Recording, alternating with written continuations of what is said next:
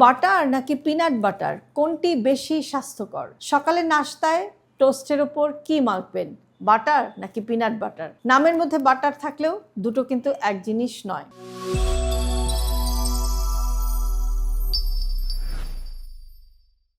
Butter তৈরি হয় দুধের চর্বি থেকে।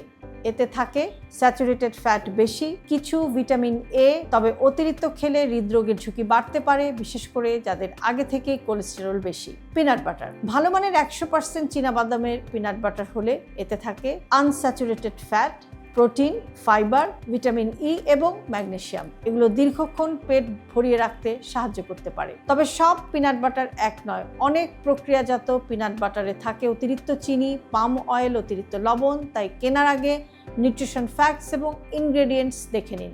যত কম উপাদান তত ভালো। আদর্শগতভাবে শুধু পিনাটস বা পিনাটস প্লাস অল্প লবণ থাকাই ভালো। কোনটি বেছে নেবেন? যদি দুটির মধ্যে একটি বেছে নিতে হয় তাহলে পরিমিত পরিমাণে অতিরিক্ত চিনি এবং তেলবিহীন পিনাট বাটার সাধারণত বেশি স্বাস্থ্যকর বিকল্প হতে পারে। তবে মনে রাখবেন, পিনাট বাটারেও ক্যালোরি বেশি, তাই 1 থেকে 2 টেবিল চামচই যথেষ্ট। কারা সতর্ক থাকবেন? যাদের চীনাবাদামে অ্যালার্জি আছে তারা পিনাট বাটার খাবেন না।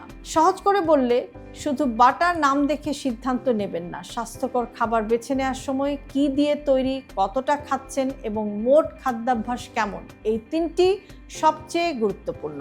আপনার সকালের নাস্তায় কোনটি বেশি পছন্দ, পিনাট বাটার নাকি বাটার? কমেন্টে জানান আর ভিডিওটি শেয়ার করুন, কারণ স্বাস্থ্যকর খাবার মানে শুধু খাবারের নাম নয়, সঠিক নির্বাচন এবং পরিমিত পরিমাণও সমান গুরুত্বপূর্ণ।